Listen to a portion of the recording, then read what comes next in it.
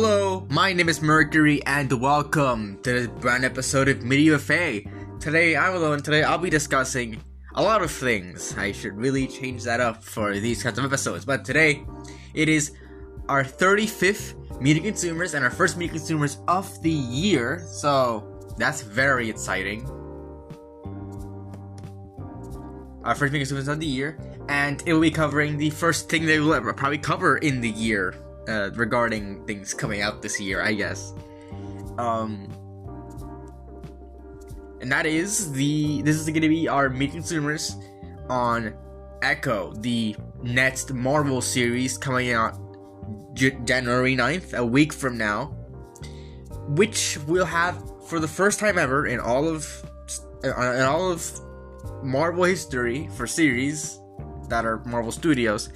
We will have them release all of the episodes, all 5 episodes of Echo at once. So, yeah. It'll be the shortest series of 5 episodes. And it won't be the shortest series for a long time because Marvel Zombies is supposedly having 4 episodes. So, yeah. Echo will have 5. Probably around an hour long. And it will be coming out, all of them, on January 9th. So, we'll see about that. We'll talk about it later. But now, let's get into it. This will be, unfortunately, kind of like the Media Consumers back in January 2022. Well, that was not really that short. But this will be probably our shortest Media Consumers ever, really. I don't know how long this will actually end up being. But this will be our shortest Media Consumers of all time. Because there was so little coming out. So yeah, again, things from like every other Media Consumers, these are taken from IGN's channel from, I believe this time it was December 24th, so Christmas Eve, and until December 31st, New Year's Eve. So it's all pretty old. But from that week, there was almost nothing, mainly because it was the holidays. It was a holiday season, literally the holiday week. So, not a lot was shown. And this is all from that week. So, yeah, I don't know when the next Media Consumers will be. I'm pretty sure it is in February, or maybe I'm pretty sure it is gonna be the Madam Web Media Consumers in February. But yeah, we'll see. So yeah, let's start off with the movies, which we only have one topic, and that is Night Swim. Now, Night Swim looks interesting. It is made by James Wan. I'm thinking James Gunn. We're not talking about anything DC here. But James Wan, which was director of I'm pretty sure Annabelle. James Wan. Oh, Saw. He was the director of Saw. Yes. Director of Saw, and then later on he was also Aquaman, which is probably why I confused them. But yeah, Insidious, Saw, unfortunately Malignant.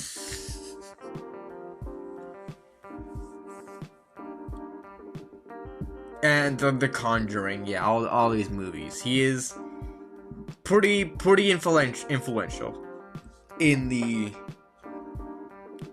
horror space, and we're gonna see this movie. It's not made by him technically, but it is produced by him and by, I think, Blumhouse. I'm pretty sure it's Blumhouse.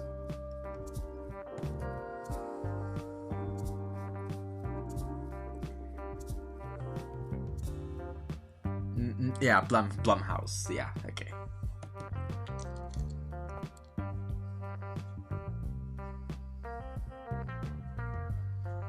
Yeah, produced by James Wan and Jason Blum. So we'll see how it goes. It actually looks not bad. I'm not a big horror guy. That's the thing. I'm not a big horror guy, but I do enjoy horror a little. But I'm not that big of a horror guy. This looks interesting. The whole thing about having a monster in a pool is kind of a big fear of some people. So it being so translated into here, I think that's cool. But overall, the plot of the movie Seems interesting, but I'm probably not gonna watch it. It's not a movie I'm particularly interested in. So yeah, that's about it for this movie, I feel. So, Night Swim is coming out January 5th of 2024, which is very, very soon. It's this week. So if you want to go see Night Swim, it's coming out this week. And next up is from shows. We've already done with the movie's theme. The show's theme is up next, and we only have 2 topics this time. And one of those topics, and which you come and guess, both of those topics are Marvel. And the first one is What If Season 3. Now, we don't know when this is coming out, but What If Season 2 just wrapped up a few days ago. It released on December 22nd, and it had daily episodes until December 30th. And that day, we got the trailer for What If Season 3. Now, what we saw here from this sneak peek, I'm not going to call it a trailer because we're not covering this as a separate trailer, but this sort of scene from What If Season 3 is the fact that Red Guardian and Winter Soldier Bucky Barnes are teaming up. Now, it looks interesting. I'm wondering what a scenario this is. If I have to guess, it's either what if the Red Guardian met the Winter Soldier, or what if the super soldiers were illegal, because from the dialogue here we see Lawrence Fishburne's Giant Man, who's essentially Giant Man. He is like a cop character, and there's like another character comes in and says, let's hunt down some super soldiers. So I'm gonna guess that this is what if super soldiers were illegal, because both Red Guardian and Winter Soldier are super soldiers. So maybe that's it. I don't know. I'm interested to see what Season 3 does. I'm hoping that Season 3 has much more Phase 4 characters, because the thing is with Phase 4 is that it feels so disconnected from what the MCU was before then, that I feel like it needs this sort of push for it to work. And I feel like what we got from the Shang-Chi stuff here, I think, was great in season 2. Just I hope that it would have been much more. It would have been taken a lot more. I was hoping season 2 would be taken a lot more seriously than it was, but I don't know. And I hope that season 3 does not have the problems season 2 had. We will discuss season 2 very, very soon, hopefully. But season 3 seems to me like it. I hope it doesn't have the problems that season 2 had, and I hope this is a full-on anthology. Don't shy away from it. Not everything needs to be connected. I feel like that will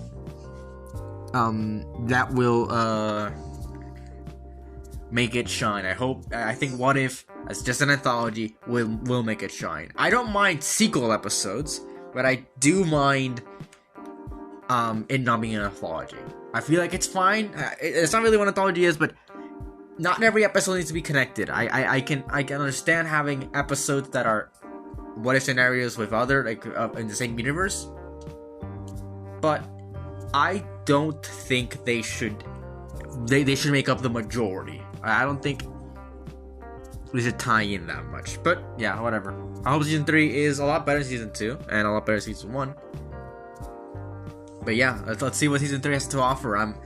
It's one of those series that I can say, yeah, it can get better. Doesn't matter how bad the one season is. You can honestly skip season 2 if you want. You can skip any season except season 1, I guess. You can skip any season. You can skip all of season 1 if you want. Really. And I hope that would happen here. I hope we can just skip season 2 so people don't have to watch all of that. We can go straight to season 3. That's what I kind of hope for anthology. You start up whenever the hell you want. You don't have to catch up on anything. So yeah, let's see what if season 3 comes out. Let's see what it does. See if it's good or not. I'm hoping it comes out this year because we already saw animation. So yeah, maybe late this year, early next year. Who knows? Yeah, that's about what if season 3. We don't have a release date for it, but it should come out soon. They did say it was coming out soon. So yeah. next up is Echo. We're back. We're now on the Echo discussion. We're hitting the 10-minute mark. We're now on the Echo discussion. So yeah. What do I hope and expect from Echo? Now, I hope that Echo is, for one, good and sets a standard for Marvel that they can make R-rated content. We haven't seen R-rated stuff from Marvel ever. Marvel, I say Marvel Studios. We haven't seen them dip their hands in the R-rated genre, or not genre, the rating in general. We haven't seen them do that, so I hope that in here we see them not hold back on anything and not have to make it PG-13. I hope that they really do show what they can do with an R rating. What I've been kind of dreading is that maybe they will, because they're gonna be on Disney Plus, they will hold back a little. But since it's on Hulu as well, maybe they might not hold back. Who knows? They put most of Hulu's library on Disney Plus already, so I don't think they have a problem with violence. They also put Logan, Deadpool 2. They put all those movies on there, so maybe they don't have that much of a problem with violence right now because they realize that they can tap into that market since R-rated movies are making quite a bit of money this year. Not this year, but in general, R-rated movies have made quite a bit of money for what they are. They used to not make as much money, but now they are making a lot of money. I think it's because all those people that couldn't watch those movies are now watching them, or maybe people don't care anymore. Who knows? But yeah, a lot of people are watching R-rated movies, and they're making quite a lot of money. So I don't know. Maybe we'll see. Maybe we will see more of these movies gain a lot of money, and maybe we'll see more Marvel projects that are rated. Who knows? But I hope that this not only sets a standard, but it's good, because if it's good, that means that if it's well received, that means that Marvel sees the potential in R-rated content, and we can see much more of it later down the line. But what I feel like this series has not in its favor, like against it, is the fact that this is a pretty unknown character. Echo, I would say, is C-list, D-list. So they're making a series on someone who's C-list, D-list. So I don't think a lot of people will watch it. Not a lot of people watched the trailer for Echo, and they might not watch the series. But who knows? Maybe it's good. Word of mouth spreads around that it's one of the best. It's one of the best Marvel products of all time, and you have to watch Echo. It's on 2 streaming services. Like, you have to watch this, right? Who knows? Maybe we'll see in a week's time if it's any good. There have been no reviews posted on it, so we can't rely on that. But we will see if it's good or not.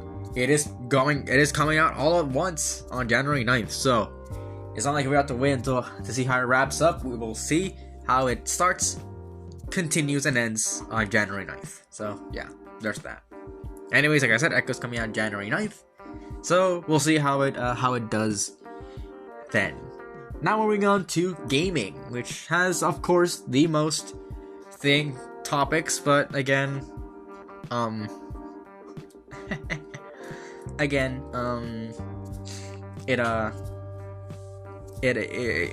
a bunch of indie games, which, I mean, not a lot of problem with that, but you know, it's a bit weird.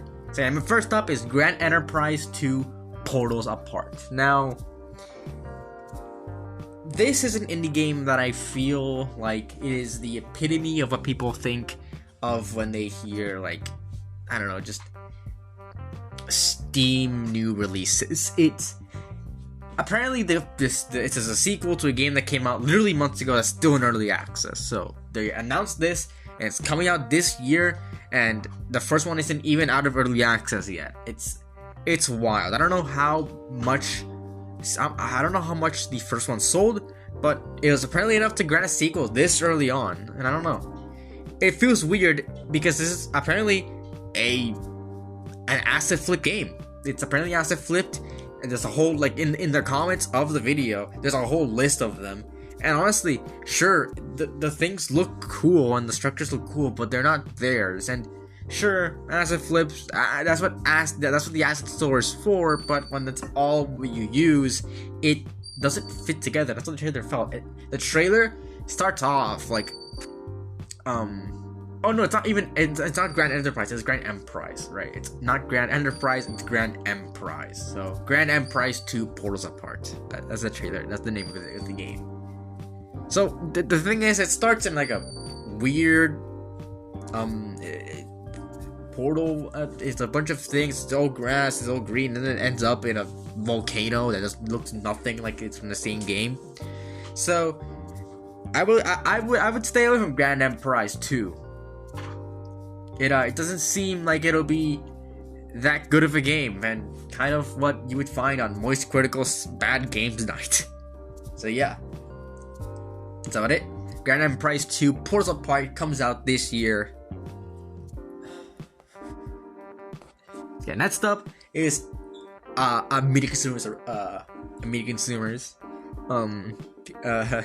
reoccurrence.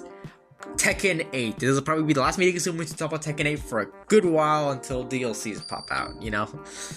Yeah, Tekken 8. I got a new trailer and revealed the character of Kumo. And I gotta say, this guy's fucking goofy.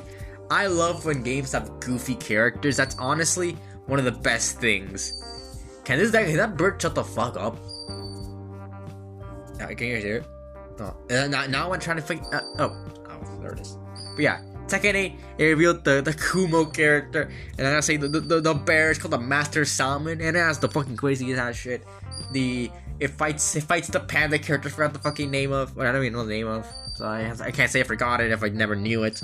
But if he fights that, and the character is and he has this salmon or whatever, and the salmon splits apart into a missile, and that's his super move, and that's honestly awesome.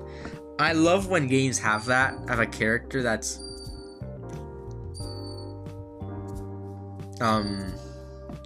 like that. So yeah, it's great. And I probably won't be buying Tekken 8. I don't know if I ever will. It's not a game that I'm particularly interested in to buy. I have other games I want to buy and other things I want to spend my money on. So Tekken 8, it's kind of not a thing I want to be spending my money on right now, but I will be spending my money on other games soon, and I'll probably be seeing gameplay of this game. So yeah, Tekken 8 looks awesome. I've already said my piece on it, so I'll just talk about the characters. The characters look great. Love the goofiness, so yeah. Tekken 8 is coming out January 26, 2024, and the demo is available now. So if you want to try it out, you can.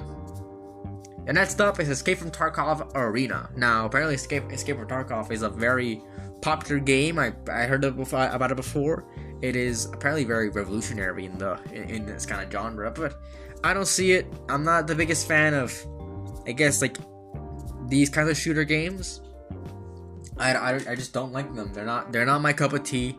I'm not the biggest fan of shooters. I gotta say, I'm not the biggest fan of shooters. It's not. It's just not my genre, and yeah.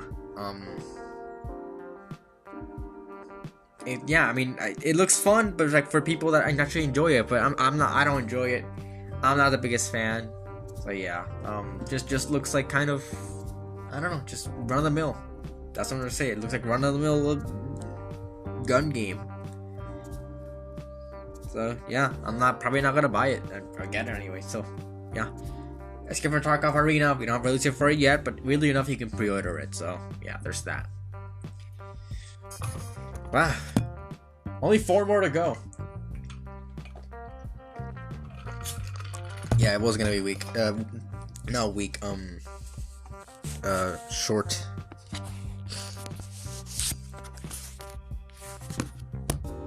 Can it stop doing that? Okay. There's water all over. Just took a sip of water. Okay. Next up is Death Relives. Now, motherfucker, I can't speak. Death Relives looks cool actually. It's like an Aztec like theme to it. That's the best way to describe it. It has like an Aztec theme to it. And there's like Aztec gods and Aztec curses. It's pretty cool. We don't really see that a lot, so yeah, that's pretty cool. And it's like, and it has like magical artifacts. So we'll see like a gun that shoots gods and fucking spirits, and a knife that does the same thing. Doesn't shoot them, but does kill them. I don't know how you can have a knife that shoots, but that sounds like something Ruby would do. But yeah,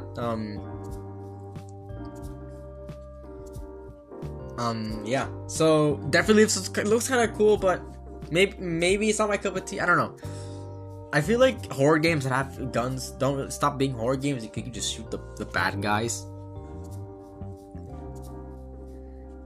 So yeah, I mean,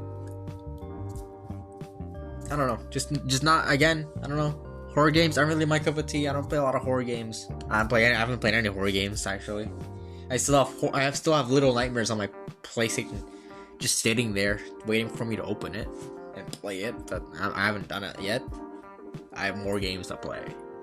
But yeah, Deathly Lives is coming out the first quarter of 2024. So it should be January, February, March. If you're excited for Deathly Lives, look out for this game. And look for these dates. Keep an eye on it. You know. But yeah. Next up is Nova Hearts. Now, Nova Hearts is an RPG, and it has like an art style of characters that look like they were made in this goddamn. they look like they were made in this.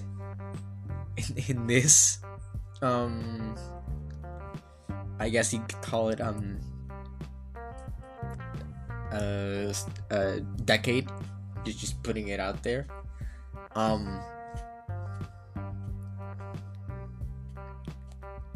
So yeah, and I don't know, just it looks fine. As the game looks fine. I think it's my biggest problem is the fact that the enemies are egg cats, and that's all they are. That's all it is. It's all just egg cats, which not really my cup of tea. I don't like it when RPGs don't have enemy varieties actually good. But yeah, maybe we'll see something down the line for more of this game. Apparently, this game will be a chapter to chapter. It'll be segmented into chapters, and the first chapter is coming out January 17th. So maybe we'll see more enemy variety added on later, but I don't know.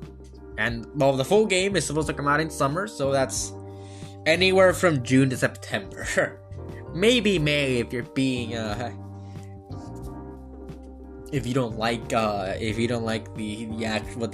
the actual seasons say. But yeah, no. Nova Hearts coming out summer 2024, and the first chapter is coming out very, very soon, January 17th. Yeah, it's the Wednesday after next week. Yeah. That's about it. Next up is Zenless Zone Zero. Now, they didn't show any gameplay. Not really, but I think it looks cool. It's made by the same people as like Genshin Impact and Hawkeye Star Rail, but it looks nothing like those games, and that's something I actually really like. This looks like its own unique thing. It'll still be free to play, but I hope that at some point they make a non-free to play game.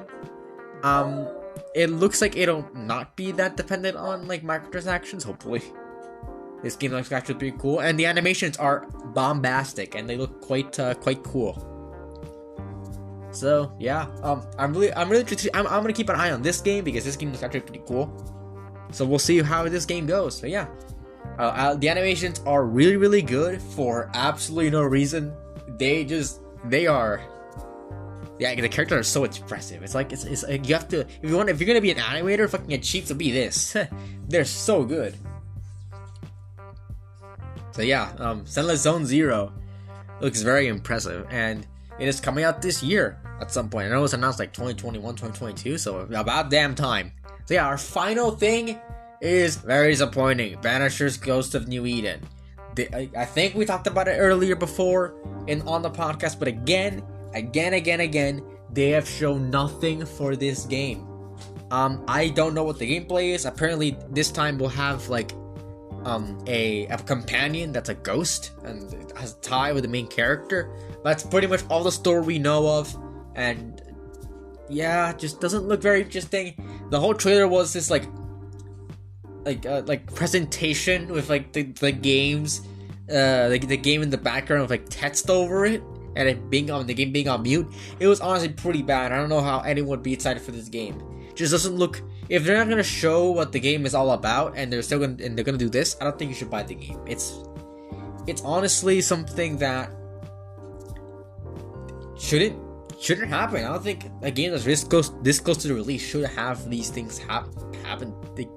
Be put out for it, but it is. I don't think the developers have any real faith in this game. So yeah, that's about it. It's coming out February 13th, 2024 on your computer now, for all that's worth. So yeah, my favorite things from each of them, from I guess Night Swim is the de facto for movies, from shows. I actually quite like talking about What If, but it's a tie between What If and Echo. And from gaming, it has to be Tekken 8 and Stanley Zone Zero. So that's about it. If you want to follow us anywhere, MediaFay on Spotify, at DA Entertainment on YouTube, at Media_Buffet on Twitter, at DA Entertainment on at DA Entertainment with the E at the end on Twitter too, and also for MediaFay bonus, where we post a lot of bonus content at some points. Not a lot of it, definitely not a lot of it. At MediaFay YT, and for me, Mercury S Cheese on Twitter, Mercury SC on YouTube, and Mercury C Cheese on Twitch. So yeah, that's about it. See ya.